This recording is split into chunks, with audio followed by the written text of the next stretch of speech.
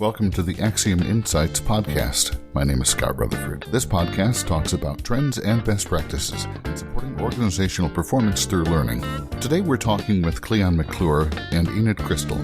Cleon and Enid collaborated on the development of a learning center of excellence at the medical device company Becton Dickinson. And there, they developed a structure for learning that meets both compliance requirements and creates a framework for supporting a learning culture in the organization, supported by both people and processes that support learning at the moments of need. So let's jump into our conversation.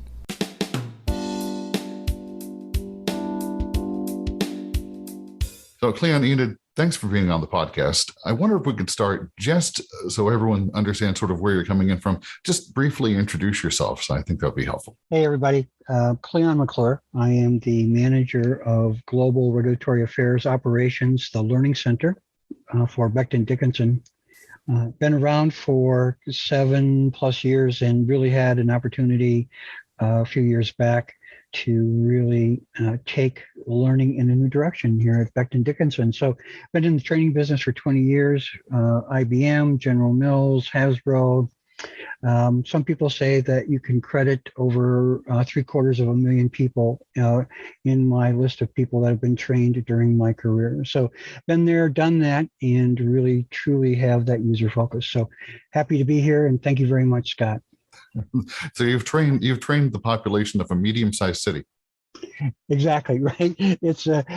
And you know, when I think about all of the evolution of training, when I think about from where we came when Articulate and some of the tools first came out 10, 15 years ago to where we're at now, it's an amazing journey, and so much from the traditional to the now, let's Google it and find the answer kind of approach. I'm excited about having this opportunity. So it's all great to have you here.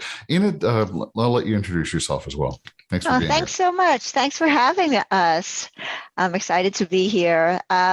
Similar to Cleon, I've had over 20 years in various learning and development roles, mostly in large global organizations, everything from life sciences, insurance, financial services.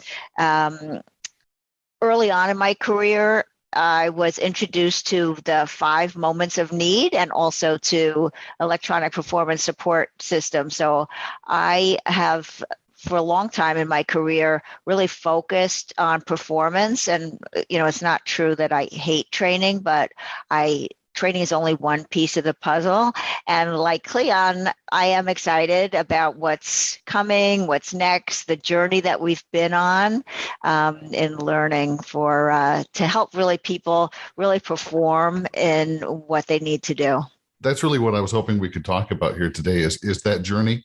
I'm going to really sort of sit back and sort of ask you guys to take us through the story, because as I understand it, it's been a couple of years of a process and really all focusing on the 5 moments of need. So how should we begin? Yeah, so let's begin with those challenges that we faced. Let's begin with, here were the hurdles and the elements of being able to identify how we were going to successfully turn the organization around, this global organization around, and deliver continuous learning, as Enid said, on the 5 moments of need. How are we going to do that? And so some of the challenges out there were very much the things that I think probably a lot of people face in larger organizations. And even though COVID and other elements or other changes have come up that really have driven the more online technology-based kind of training to happen out there, I'm sure there's still some organizations out there that are really, truly still struggling of how do we make that transition? How do we get to where we need to go? So our challenge, and before I start this, Scott, let me preface all of this with 2 things. One is I would highly recommend that you start with a strategy. Our strategy was to create a learning center of excellence. What does that mean? Who does what? When do we do it? What tools do we use?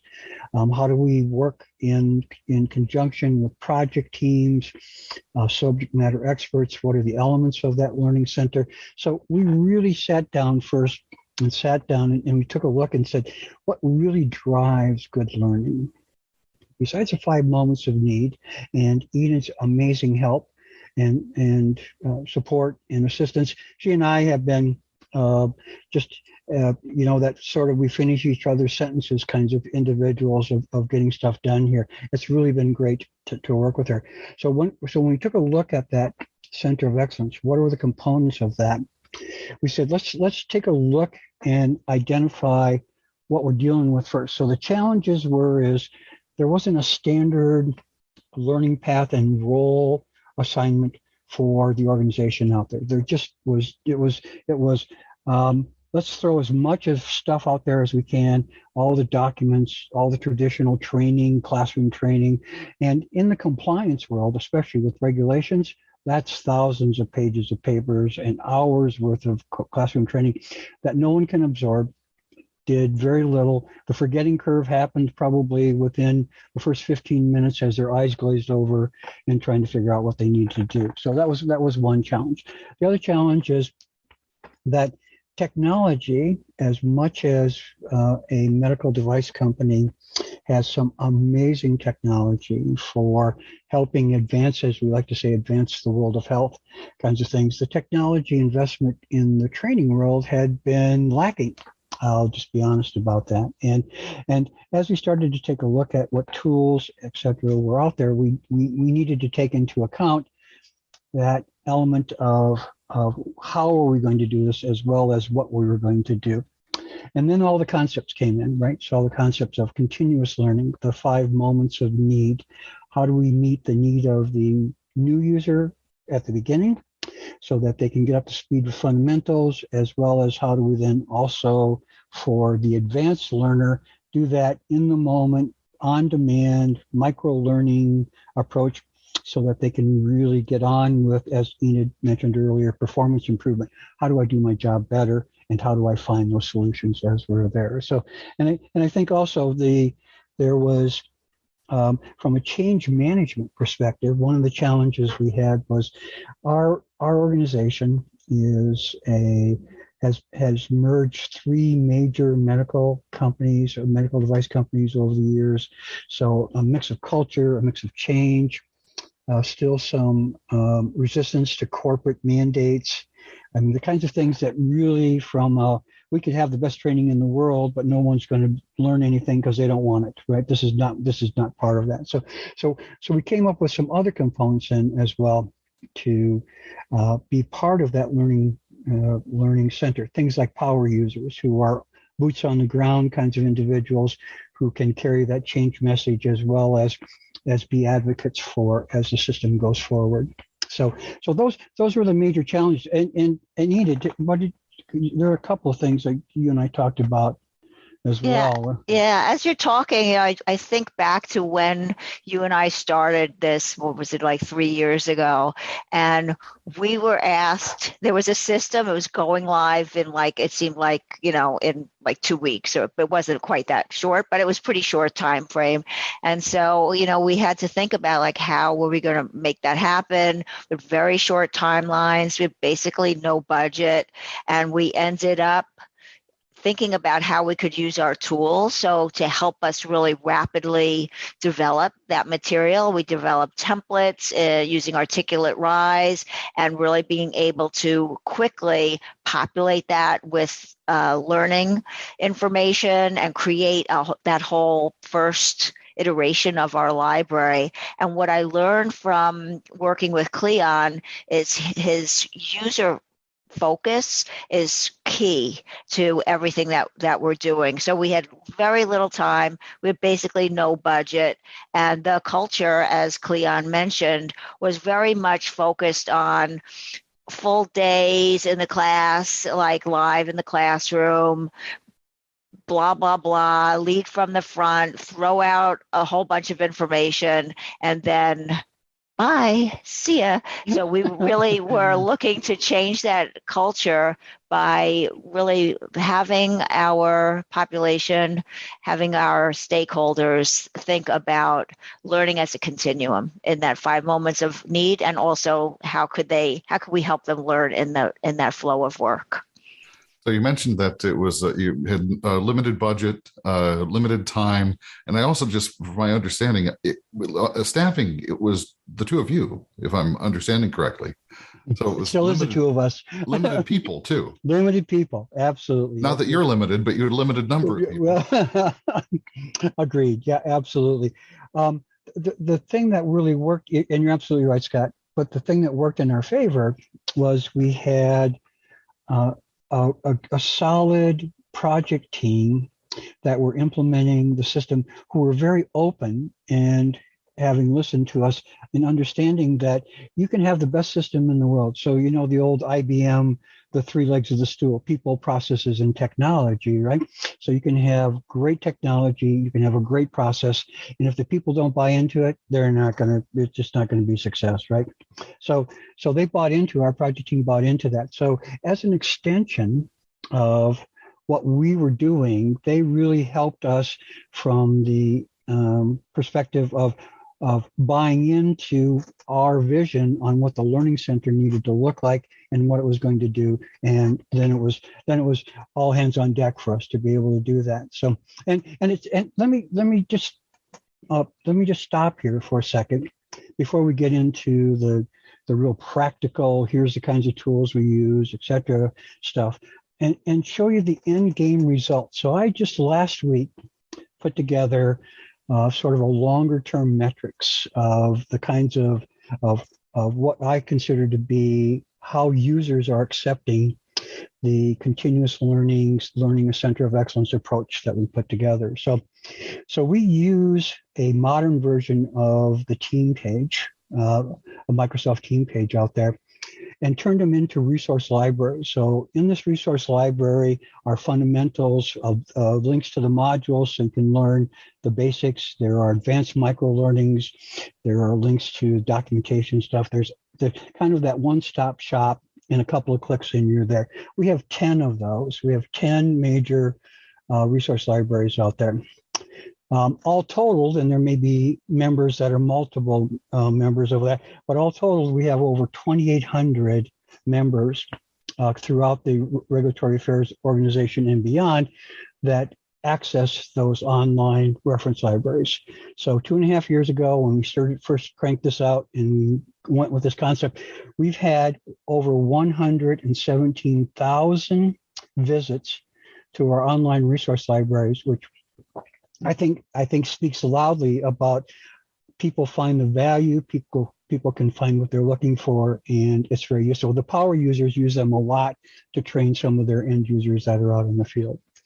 One of the tools within that resource library is we use ebooks. So we work with a vendor, and in the cloud we have searchable ebooks, and in those ebooks we will record business scenario demonstrations and break them down within each of the process steps. We will have overviews. We'll have advanced micro learnings on reporting and how you do. So whatever the users wanted, we said, let's come up with that, right? So we have over 450 ebooks out there.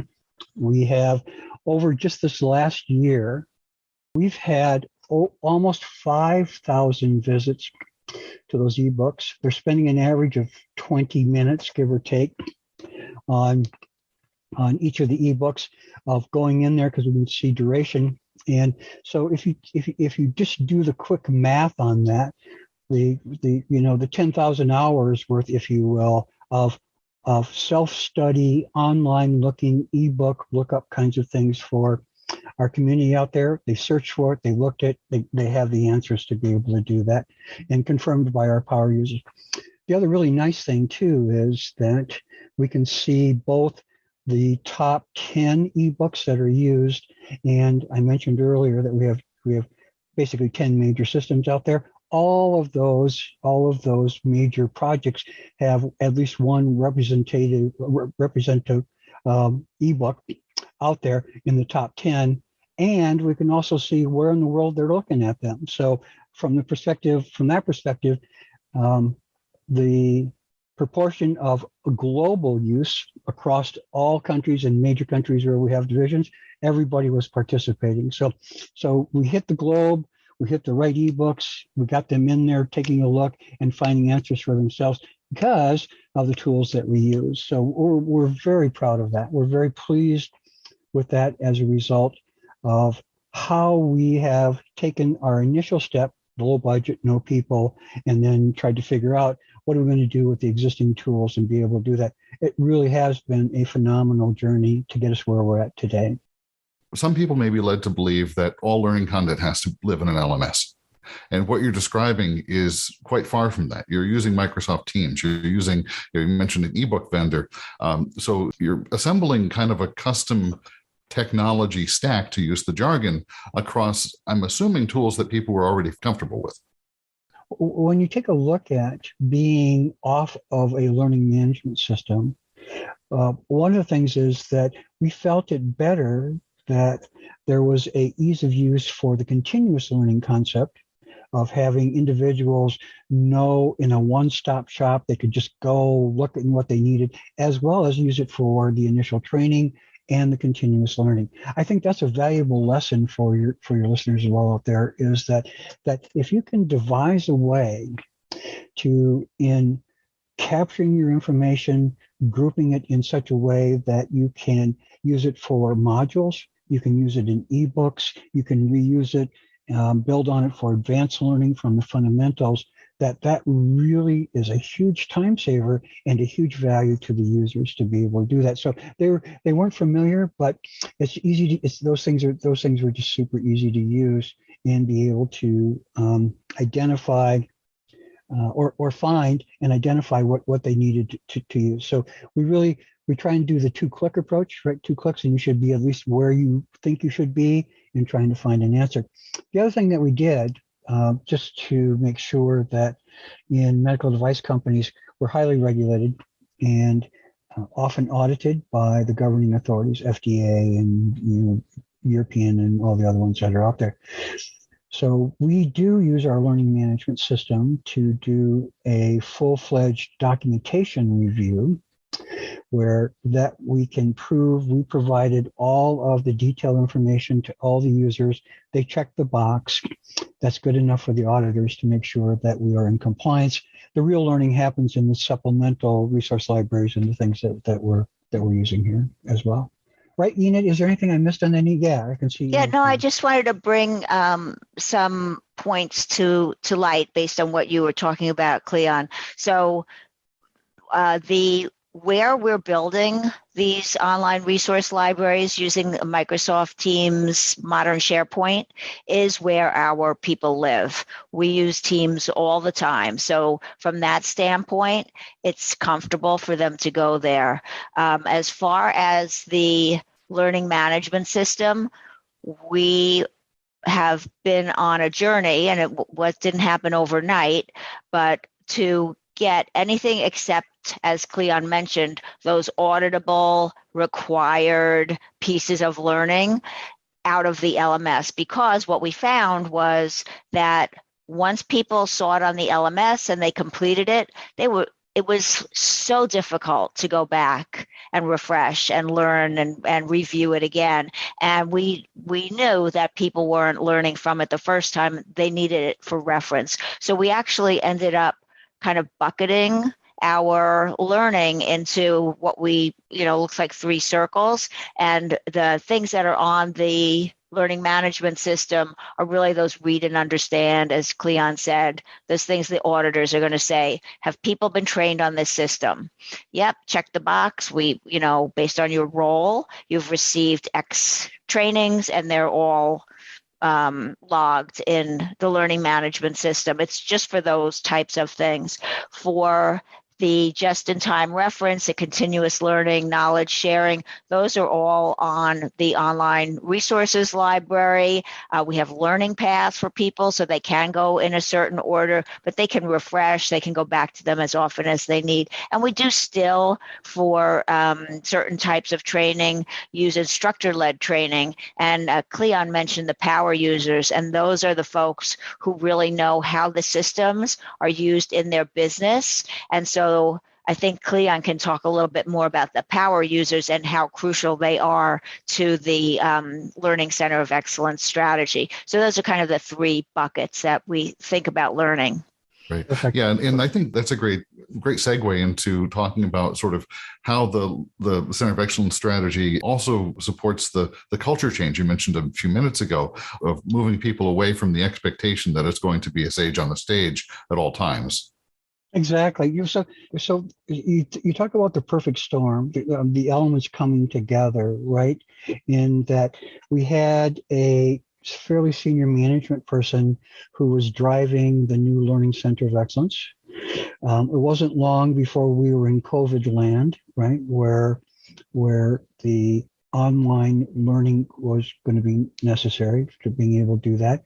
We had just the organization had just recently, as Enid pointed out, had recently rolled out the Teams site as a here's where we're going to do a lot of collaborative and sharing of information, and it's so much easier. And Teams really does do a nice job of being able to do that.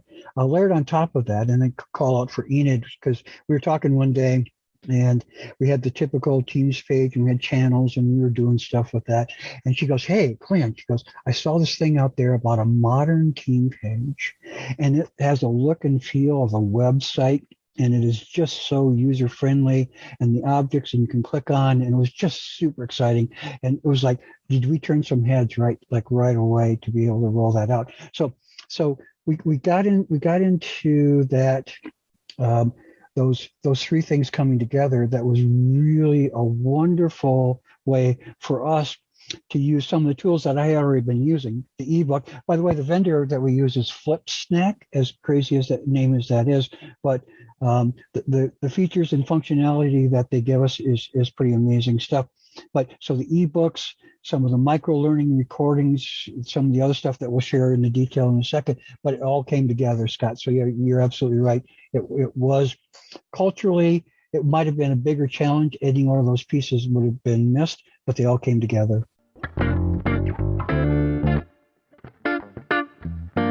So let me just give you a little more detail on the approach that we use to make our learning and development really start to align as quickly as we could with the project teams out there.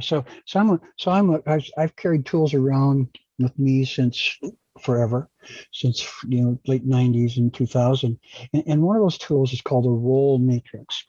The role matrix is a wonderfully simple spreadsheet where across in the columns you have, sitting down with the process people and owners, etc., figured out what roles, who does these things right there. So typical example is I have somebody who enters stuff, I have somebody who reviews stuff, I have somebody who approves stuff, I have somebody who does reporting, I have somebody, right? So we write those up, and then we take as much detail as we can from any of the functional specs, from the process flows, from the information, and put those on the rows. Right, and then at the intersection of that role and that particular task, that detailed task, we start Xing boxes.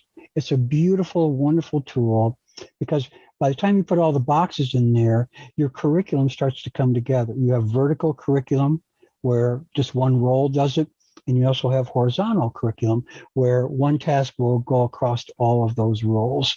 So that role matrix really drives the initial who needs to know what and how are we going to group things together, right? So the start of the curriculum. And then we start taking a look at how complex the information and the tasks that are grouping together. Real complex stuff, we'll use a combination of virtual, online, give fundamentals, and then virtual training from a subject matter expert, whatever. Fundamentals became online training. Virtual classroom, to Enid's point, became part of that became 2 users as well as to the power users that were out there. And then some of it is just more of the ebook research online material kinds of things, right? So I'm a big believer that in as Enid said, the user focused element, that if you give them enough to get started, right? So we have some very set standards where our online modules are never longer than 15 or 20 minutes to be able to do that. And we always have reference materials to go with that. Our virtual classrooms are never longer than 30 minutes, 45 minutes, but we also supplement that with the ebooks and stuff that goes with that to be able to do that. That role matrix helped us understand the complexity, the amount of information those roles needed to absorb, and then how are we going to deliver that. To Enid's point, much of many of the kinds of more complex things, once you think about fundamentals, especially on a system project, we can give them navigation, we can give them process overview, we can give them typical easy scenarios on how things work, what are the outcomes, the stuff that you need to know. Where the users really learn is that we have, for I think all of the system pieces that we have out there, we have a sandbox, we have a training environment, and through our power users, and not only did they change agents, etc., but our power users, we provided them with a facilitator guide that took them through step by step with the system demos in a business scenario, right? So this country is going to register these products. Here's how you go do that into the new system. And we gave them the facilitation guide. We got the power users to set up the training with their end users on ground so that they could include the local kinds of flavor of who's going to do what within the system, that the elements that are in the system. And then everyone got hands-on training into the training environment. So you can imagine that with fundamental learning, online, self-study, easy to use materials to the point where they're doing hands-on training before they go live was really a winning combination and key concepts of the learning center that's out there. So let me just pause and maybe this is sort of going back earlier in the process, but how did you go about identifying who your power users were going to be, and then recruiting and setting expectations and managing those folks? We have some very key characteristics that we expect of power users: good communication, open to change. They didn't need to be good trainers. That was never in, but they needed to know what they were doing so that they could explain it to others, right? And then give them the tools to be able to do that. And they needed to be seen as sort of that informal leader within their organization. We set those characteristics out to management, and they made some selections. So we also, in some respects, have made being a power user one of those sort of stretch opportunities for individuals that are out there. So people who were selected and met the criteria from management were vetted a little by us because we make sure we didn't get any individuals that didn't fit those criteria in there. And then we started to organize it. We had several kickoff meetings where we explained to the power users, here's your roles and responsibilities. Here's the value that you bring to this process. Here's the benefits that we expect, not only for you to provide with the learning side, but for us to provide so that you can, beyond learning, give us feedback. How do we enhance the system? What's not working out there? What are the kinds of things that we can help remedy as you start to use the system and move it forward?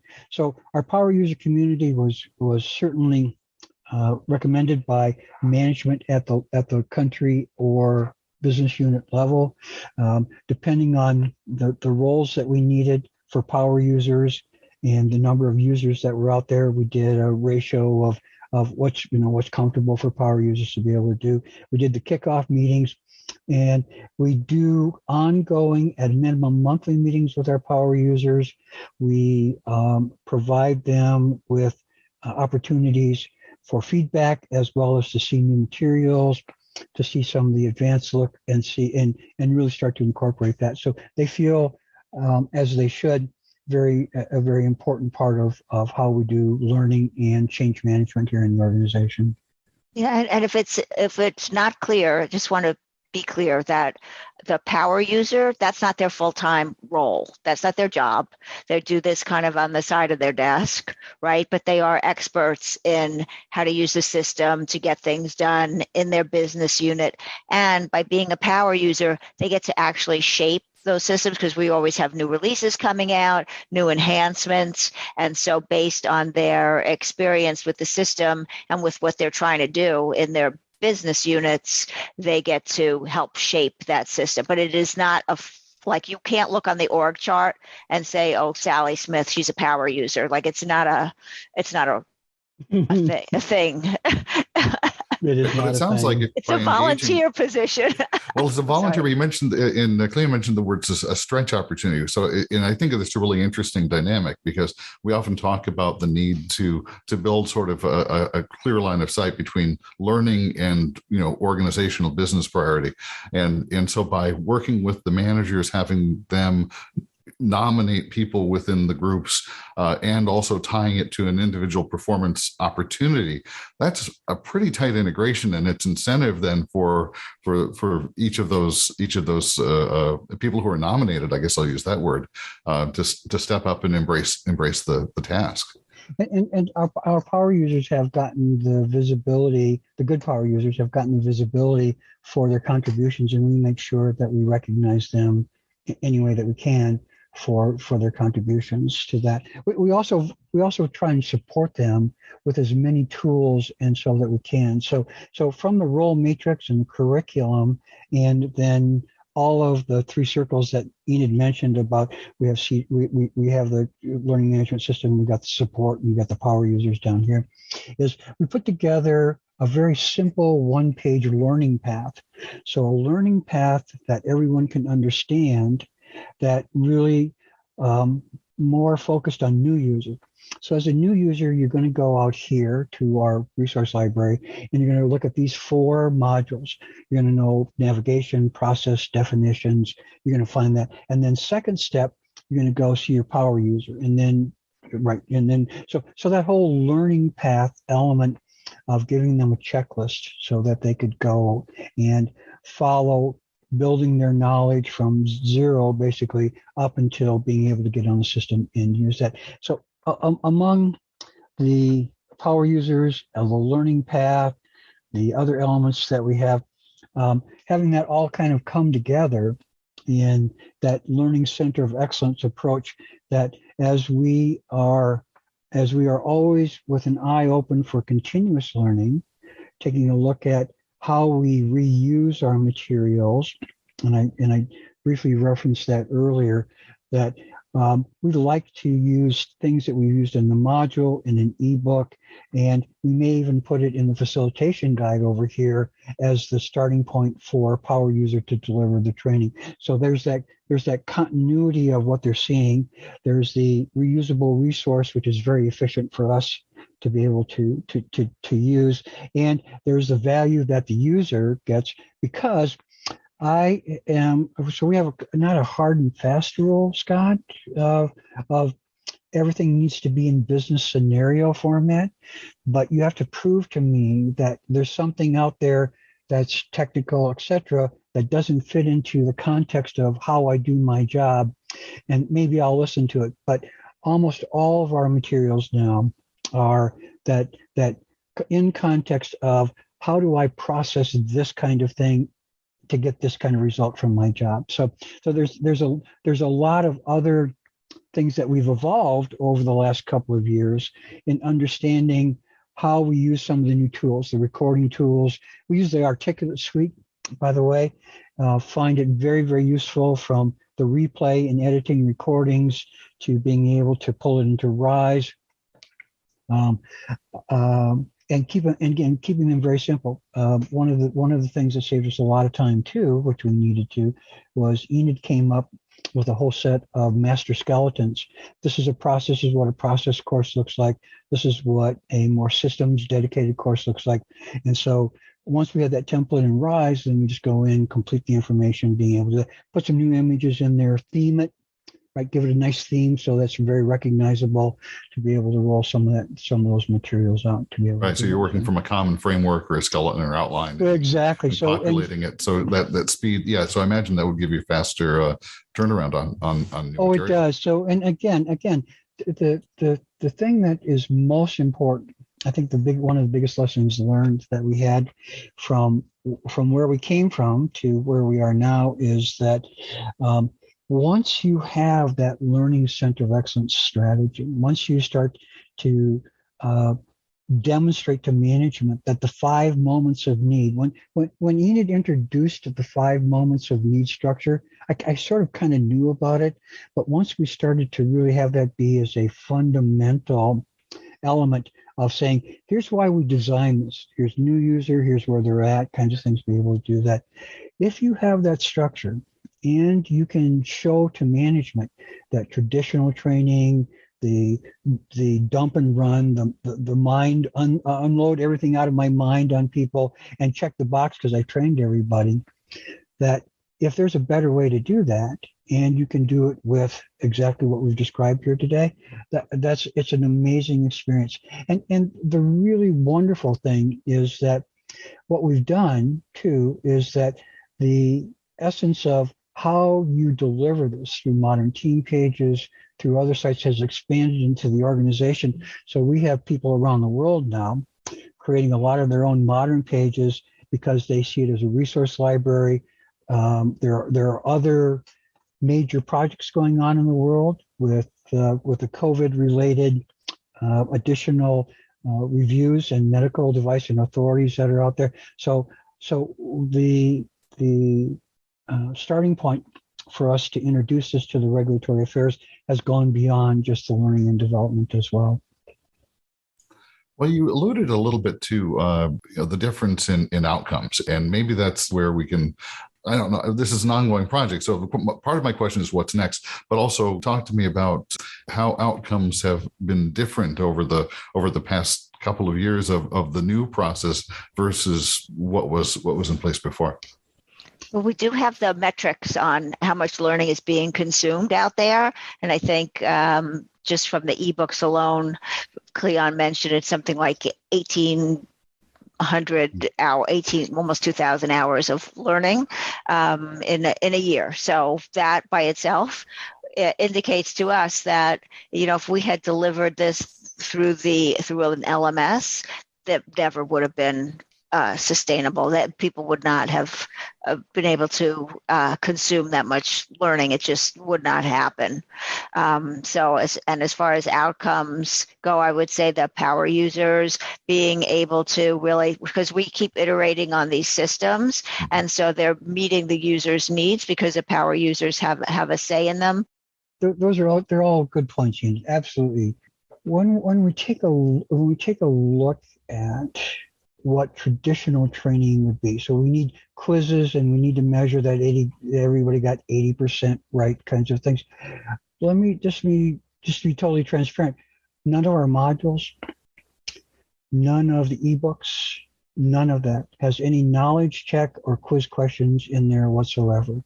And we made it very clear that short term, I can take a test and show you that I remembered in the last 5 minutes, the stuff that you taught me, is no indication of what the users have actually learned. So my indication, so why waste my time and why upset the users out there because they got the answer wrong because there's some multiple choice kind of thing that you needed to do kinds of stuff. We have performance learning, and what that means is Cleon alluded to the sandbox that we have, the training environments. And so when the power users train the end users, their quote test is actually doing something in the system and having that checked by that power user. For all of the major systems that I've rolled out SAP, I rolled out PeopleSoft, I rolled out Oracle, right across continents and organizations that are out there. very few times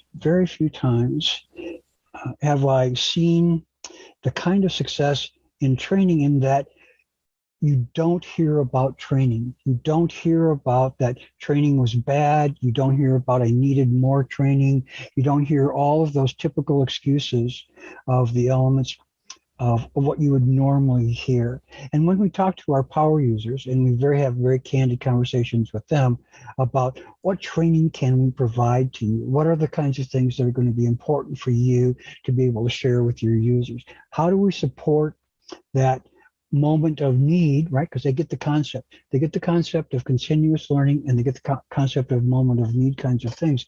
So the no news is good news statement, I think, for lack of a better term, and I hate to be too cliche about that, but and also the rapid, relatively rapid acceptance and use of the systems that are out there. So we've seen across the board that when users understand that they have the training, when users understand and get at what the benefits are coming from and package all that up, that they're adopting the systems out there a lot faster than I would normally expect, especially for a global organization. So some very good anecdotal kinds of things, as well as that kind of information coming back directly from our power users. It seems to me, in talking about sort of how do you measure success, it's a systemic shift, right? You're not expecting the training to be one and done. You're shifting to a model where it's reinforced, and it puts the learner in a position where they're able to support themselves through the library. So, well said, yeah. So I think the way I'm hearing this, it sounds like the fact is that those libraries are being used and they're propagating through the culture of the organization you described. That itself is it's a hard metric to express in a number, but it sounds like it's a systemic shift. That's sounds pretty profound to me. So it really is, Scott. It really is. So Enid cringes a little bit when I use the "let's build it and they will come," from the movie. A Field of Dreams, I think. The Field of Dreams. Thank you. Yeah, exactly. But I think that's really what's taking place here is that when you meet the needs, and so Enid mentioned earlier that I am probably the most user-focused learning and development guide around, because I've been there and lived the pain and stuff that they're going through, that if you provide that kind of value, if you provide and listen to their needs and understand that the let's go Google it and I look at a 2-minute video to find the answer to how I tune up my lawnmower kind of thing, that same concept and that ability to be able to be a part of that is so powerful for the users out there, because they're not struggling with those elements that are there. And as we move forward, we talk about the continuous learning. So we'd like to move forward with technology. We'd like to move forward with, you land on the page and a chat bot comes up and says, "Hey, what do you need? Let me help you find that answer to your solution." We want to come up with more advanced micro learnings, because as they mature in their understanding, we're already working on dealing with power users at that next level that says, how do I take my new database of information and do more business analysis? How do I do impact regulation kinds of things? How do I take all of those pieces that you've now given me and we built into the system and actually use that to make better business decisions, to make better use of my time, to improve performance efficiencies. We're currently working on a project that will take 5 or 6 of those major systems and start to show the users how they integrate together, the efficiencies that they're going to get across the board of a product lifecycle. And we're super excited about that, because we're building on the concept of the Learning Center that has proven very, very successful, and then we're just going to expand on that as we go forward. Sounds exciting, but I think we'll have to leave that chapter for another day. I could talk for another hour if you like. I could. No, this has been great fun. I think there's a lot to learn from the example of what you two have achieved over the past couple of years, and certainly the notion of bringing it back down to strategic alignment and being clear about direction and objective. Even that sometimes is a difficult conversation to have, but it truly is. And just getting clarity there is foundational. Well, and so all of those things, absolutely well said, Scott. And layer on top of that, having a set of tools, the role matrix, the curriculum builder stuff that we've had, and other things that you can actually build it and deliver it and say, I told you this is what we're going to do. Now we've done it. That's really where the power of learning and development's contribution is to successful projects out there. My thanks to Enid Crystal and Cleon McClure. If you'd like to read more about the concept of the 5 moments of need, you can find links to related resources and articles on the episode page on axiomlearningsolutions.com/podcast. If you enjoyed this episode, please subscribe. Search for Axiom Insights wherever you find your podcasts. The Axiom Insights podcast is produced by Axiom Learning Solutions. Axiom Learning Solutions provides resources for learning professionals, including custom content development, LMS administration, and training delivery for any content type or topic. We're known for our learning staff augmentation services, which can provide your team with short or long-term staff to help you move your learning projects forward. If you have a learning project and you'd like to speak with us about how we can help you move it forward, please reach out. You can email us at info@axiomlearningsolutions.com or contact us on our website, axiomlearningsolutions.com. Thanks you once again for listening to the Axiom Insights podcast.